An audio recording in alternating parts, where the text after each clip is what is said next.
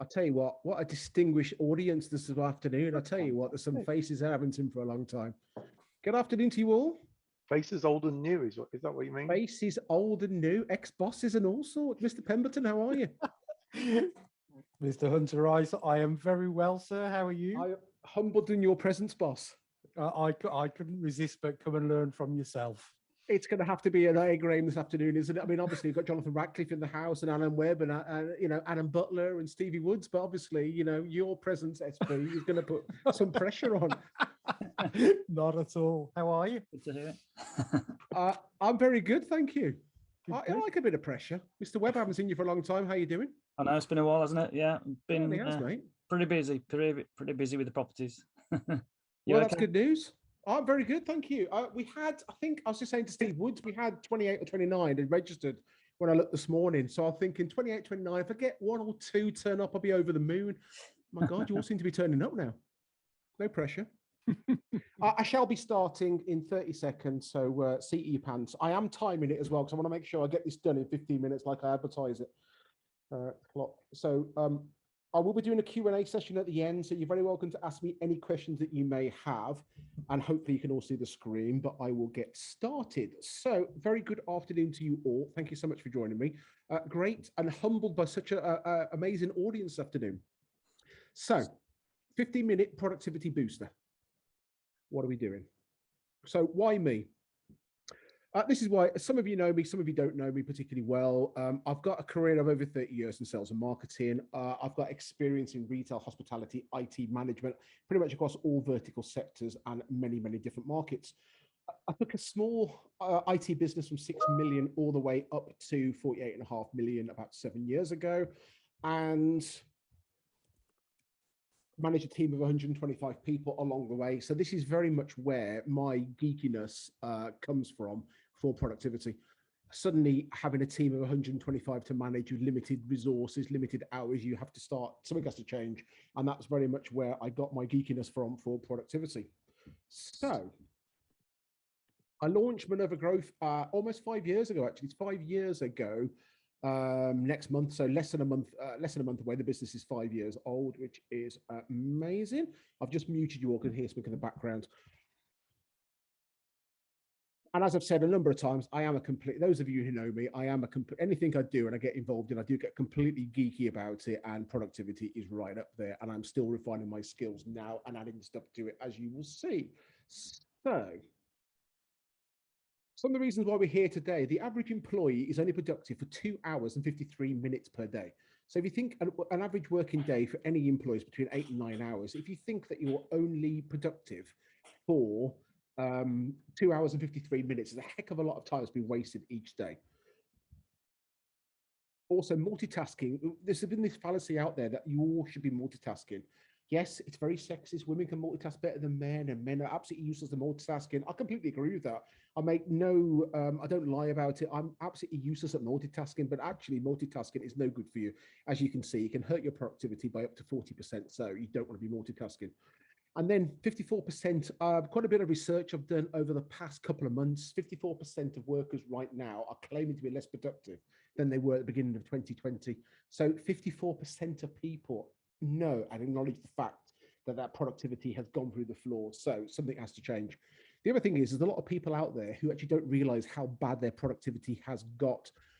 So it's about how you make those changes, how you identify it. And, you know, this is why I've done these sessions. It's 15 minutes. Hopefully I can make some changes for you. So what we're looking to get out of today, the goals for you are, and there's 3 of them. I want you to think differently about your productivity. I want you to take some active steps based on the stuff you learn in the next 15 minutes. I want you to spend some time each week focusing on your time management, focusing on your productivity. Allocate some time and you will get no end of rewards from that. Just having that focused time where you're just thinking about productivity, your own time management, and how you can do better. And then finally, I want to empower you to go and take positive action with the knowledge that you learn from today. There's no point in learning this stuff if you're not going to do anything about it. Nothing will change unless you do something actively, you know, proactively, differently. So take some action from the stuff you learned today. I will say to you, I haven't announced it, but I am recording the session, as you can see, and I will happily email it to everyone who has registered their seat today, so you can go back and look at it, and it's a little bit slower. So I thought I'd show off my great artwork there. This is literally as artistic as I get, and I'd go through the definitions of productivity and also time management, as you can see in front of you. So productivity is the state or quality of being productive, very, very straightforward. And time management, the ability to use one's time effectively or productively, especially at work. Time management is the key to efficient working. I think we can all agree about that. So the first thing I want to say to you all, and it goes against a lot of the stuff you'll hear from experts out in the field, is you've got to find what works for you. I can tell you what works for me. I can give you lots of tips and tricks about how you can be more productive, but actually not everything I tell you is going to work for you because we've all got different circumstances. There's a few of you on the call. I can't see how many. I think there's 9 of us on here today, and you'll probably find that there's going to be 9 different ways of working. So it's all about finding a happy medium of what works for you. And that's the biggest takeaway from today. So let's hit off with number one. Number one is the biggest waster of time, and it's email. Email, anyone who knows me, anyone who talks to me knows I just absolutely loathe email. It's the bane of my life. The first thing I'll say to you is do not sit in your inbox. If you are sat in your whatever email client you're using, Gmail, Outlook, any of the Apple stuff, don't sit in it all day, because if you sit in it and your inbox is open, you're never going to move away from it. And all you'll end up doing is spending 8-9 hours a day just clearing your emails, and you'll never quite get there. It's stressful, it's frustrating, and you will never be productive. So just do not sit in your email inbox. Next thing I'll say to you is don't check your email first thing in the morning. The habit that we all fall into quite readily is when you start in the morning you open up your Outlook, your email client, Outlook, Gmail, whatever you may have, and you start checking your email. The whole world's doing that at the same time. So if you're on the same time zone, then basically everyone's going to be sending emails back and forth. You respond to an email, they send an email back, and it goes back and forth, and you're never going to get anywhere. So just don't check your email first thing in the morning. I'll explain how you can get around that shortly. There's a philosophy out there called inbox zero, and inbox zero, as it sounds, means you have nothing in your inbox. Try not to work from your inbox because you'll never get stuff done. And again, I'll come on to that very shortly. And how you do that is working from your email folders. So you move, when an email hits your inbox, if you can't deal with it there and then really quickly, like in 20 or 30 seconds, then put it into one of your folders. And again, I'll explain why, which folders and how that works for you. But basically, if you sit working in your inbox, then you're never going to get anywhere. There are people I've done sessions with recently who have got 20,000 emails in their inbox, and the stress level, it stresses me out just hearing about it. So it's just not good for you. Turn on an out of office message. Let people know you're only going to be checking your emails at certain times of the day, twice a day, once a day, whatever you can work with in your facilities, use that. So turn on out of office. And again, I'll show you an example that I use and it works for me all day long. I recommend typically that you check your emails twice a day, and I would say something like 11 o'clock in the morning, and then something like 4 o'clock at the end of the day. The reason being, once you get to 11 o'clock in the day, most people have gone through and checked all their emails. They shouldn't be sat there looking at their inbox. They're going to be doing other stuff. So it's a great time for you to nip in there, check your emails, and start doing what you need to do. And then at 4 o'clock in the rest of the day, you've picked up anything that's come from lunchtime. Lunchtime is another peak time for people to be sending emails to you. It's a great time to get in there and send your emails and clear your inbox again, ready before the end of the day. So that's why I always like 11 o'clock and 4 o'clock, which is what I'm talking about here. So, setting those times to check your email every single day. And then I would say manage expectations. If you are employed, there are going to be expectations around you, and you've got to be checking your responding to your email. So you need to manage what those expectations and do what you can get away with. And if you're not, and it is your business, then think about, what are your clients going to be looking for? And that's where using your out of office can be very, very, very, very practical tip there. And telling people, I'm only going to check my email these times each day. If you need me and it's urgent, then ring me. So talk about batching now. So batching is very, very straightforward, as you can see. Great bit of artwork for me. That red line is arranging things in sets or groups. I had nothing to do but batch the reports. So when you're doing your washing, the way I like to visualize this, you wouldn't go and wash one shirt at a time. You'd go and wash all those colors at the same time and do a whole batch of washing. And it's exactly the same with your email. So rather than going in and doing one thing at a time, you go in and you focus maybe 20 minutes, half an hour, depending on how many emails you've got, and you smash through those emails really, really quickly. And that way you'll find you get a lot more done. Then once you finish, you batch your emails, close your email clients, your Outlook or Gmail, whatever it is, and move on to something else. But do not, as I've stressed, a number of times, just sit in your email inbox all day long. Batching will help you get so much more done. So inbox zero, I'm showing you there my inbox. That's not today, that was a few weeks ago, but I have a number of different email accounts, but the whole lot, I tend to work from it being completely empty at all times. That way, and I only check my emails at most once a day. So it works, but it's getting regimented into that routine, and it will really work for you. So suggested email folders I recommend that people use are action, read, delegate, useful, someday. Straightforward, easy as that. The reason I use those, so you drag your email from your inbox over to action if you need to action something on that email. If it's something you don't need to action, but you need to be aware of, then put it in the read. If it's something that you delegate into someone else, a person that you're working with, part of your team, put it in there. And it's an easy way to go for the delegated file and make sure all of that stuff has been done. And then the last one, useful, is the stuff that you don't need to do anything with it right now, but you know it's going to be useful in the future. And that's where I find those 4 folders are really useful. If you follow any of the great Getting Things Done or GTD process out there, they'll recommend you have a folder called Someday. I started off with that, but I have to admit I deleted it because to me, if it's not valuable enough to go in any of those other 4, just sitting on it someday, it's never going to happen. So it's just pointless. So I personally use the top 4 and I don't use the bottom 5. But as GTD, Getting Things Done practice suggests, it's always good to have that knowledge. Here's your out of office. That's what I use. So anyone who's dropped me an email, rich@minervagrowth.co.uk, you will see that email response. And as you can see, it tells you that I'm checking email no more than twice a week.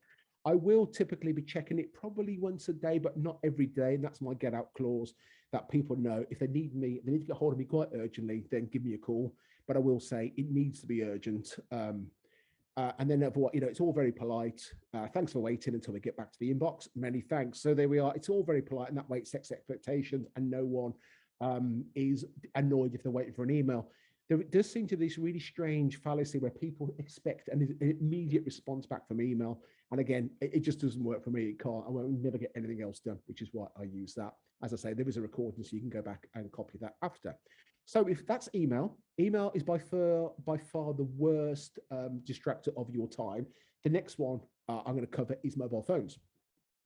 So the reason mobile phones are so bad is looking at the stat in front of you. The average person touches, swipes, or clicks their phone 2,617 times a day. And whilst the top 10% offenders of that will do it 5,427 times a day. The numbers are horrific. There'll be people out there doing it even more than that. There'll be people out there doing it less, but you can see why mobile phones are so distracting. The average user spends about 171 minutes every day on their smartphones. So if you remember from a couple of slides back, we talk about people being proactive for about 3 hours, just under 3 hours a day. You can see where the time is going. They're wasting time on smartphones. That's such a large chunk of your day on the smartphone. If you look at it over the course of the year, 62,415 minutes, which I believe from memory is about like 41 days. So it's just a massive waste of time. The answer being having the phone away from you and no notifications from time to time. 70% of all workers will keep their phone within eye contacts whenever they are working. So again, all the notifications coming through, you are never going to get anywhere because you're going to be constantly distracted. And then after you've been distracted, it's as bad as it takes at least 23 minutes, well, on average 23 minutes, to then refocus after you've been distracted. So this is why it is so important not to be distracted and try and get that focused work done. So this is what I do. I'm an iPhone user, so I don't particularly know a fat lot about Android or Microsoft or any of the other systems out there. But from a Apple setup, it is very, very easy to do. I like the fact that you can turn it on, your notifications off. You can set do not disturb on there. So you can see on the middle screen here, my phone is always on do not disturb from 9 o'clock at night until at least 7:15 in the morning. I am not one of these people that gets up at 5 o'clock in the morning to get the day done. 7 o'clock for me, so 7:15 gives me 15 minutes waking up time. And then things like WhatsApp and apps out there are also really, really distracting. So again, you want to have these turned off from periods of time, so you're just not getting constantly distracted. So the last one we're going to cover today is calendars. I'm looking at 13 minutes and 20 seconds. We're doing okay. You need to have one calendar for everything you do.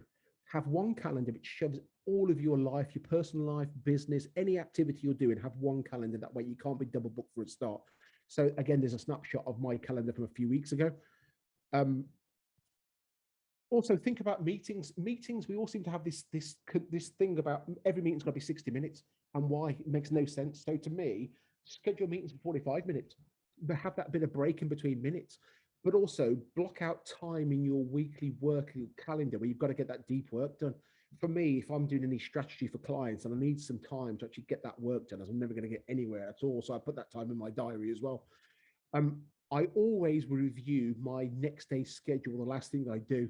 So this will be finished in a couple of minutes, and then I've got one last meeting at 5 o'clock. So I'll be finished by 5:45. Then the last thing I would do is go through and schedule, look at what's going on tomorrow, and make sure I'm prepared for that. I always set my to-do list for the next day before I switch off. While it's fresh in my mind, it takes that stress away, so I'm not having to think overnight and trying to slips of paper and making notes anywhere. My to-do list will be done before I switch off this evening, so that way I can relax this evening. And as I said already, have one calendar for everything, your business and personal life. And then schedule regular breaks. You know, if you're doing a 45-minute heavy focused work time, then take a 10 or 15-minute break, and that way you'll be fresh and productive for the rest of the day. The final one I'm talking about here is unsolicited phone calls. Again, it's something I've chosen not to do. So I have certain times during my day where I will allow phone calls or take phone calls, and other times if not scheduled in, this won't happen. Again, I'm lucky that I can get away with that. That may not work for you, and it may be something you have to work with people around you to get around that. But I find if you have a couple of hours, different sessions each day where I can take these phone calls, then it works for me. And once you've trained your clients and co-workers and all that good stuff, then it just works really, really well. I'll go through one last slide. Meeting best practice. Set meeting times as concise as you possibly can. I've already explained the reasons why everything has to be 60 minutes. Research shows that our attention span lasts for anywhere between 10 and 18 minutes. So if you're thinking about having a 60-minute meeting, well, your attention span's been gone from the 18th minute. So all the other 42 minutes are a complete waste of time. So why do you need to have longer meetings? You could have a 10 or 15 meeting and get the same out of that you would have got out of a 60-minute meeting. It's always good practice, set a day or a time for no meetings. Or you may, as it says on the screen in front of you, you may have, I don't know, Monday and Tuesday I'll do all my meetings, then Wednesday, Thursday, Friday I'll do no meetings.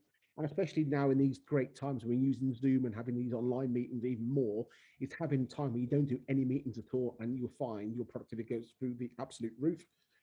Always prepare a meeting agenda in advance. And I would go as far as to say, if you haven't got a meeting agenda, the meeting doesn't happen. Limit the attendees to the meeting. If you don't need to be there, then don't bother, because it just slow you down and you won't get any more done. And also think of the cost. Stick to the agenda. So your agenda's been prepared in advance. Stick to the agenda, and that is all that is discussed. And then always end your meeting with actions. So if you are the person scheduling the meeting, to me, you are the person in charge. So you always end with your actions, what is expected, when these, SMART goals, whatever they are, when they're going to be achieved by. And then finally, think about your meeting location. Coffee shops could be a walking meeting down the park, walking on the canal. Central Birmingham works really well for me. But think about where you're meeting. It doesn't always have to be in a stuffy boardroom, an office facility. The one thing the last year and a half has told us that we can adapt this. And sometimes having that 10-minute walking, 15-minute walking meeting in the fresh air, you can get a lot done and be very focused and stop all the other distractions. And that is it. That is 17 minutes. So the last thing, I will share the slides with you, and you'll have all the information that I haven't had time to do. So last thing I wanted to share with you all, that's 17 minutes, 24 seconds for my recollection. If you've enjoyed the training, that was literally 17 minutes of that. I have got a much deeper dive, which is my exceptional business productivity. It's happening on the 25th of this month. I believe it's 12 o'clock lunchtime. Again, I will send you details of that. If you want to know any more, just hit up to exceptionalbusinessproductivity.com and you'll find out all the information about that. And it's about an 80 to 90 minute deep dive into everything we've discussed, but so much more, so much deeper. You are very welcome, if anyone has got any questions, to unmute yourself. And by all means, I am happy to take some questions for the next few minutes. Or if you have no questions, then you're very welcome to drop off, and I hope you found that useful, and I look forward to seeing you soon. It was very good, very useful. Thank you.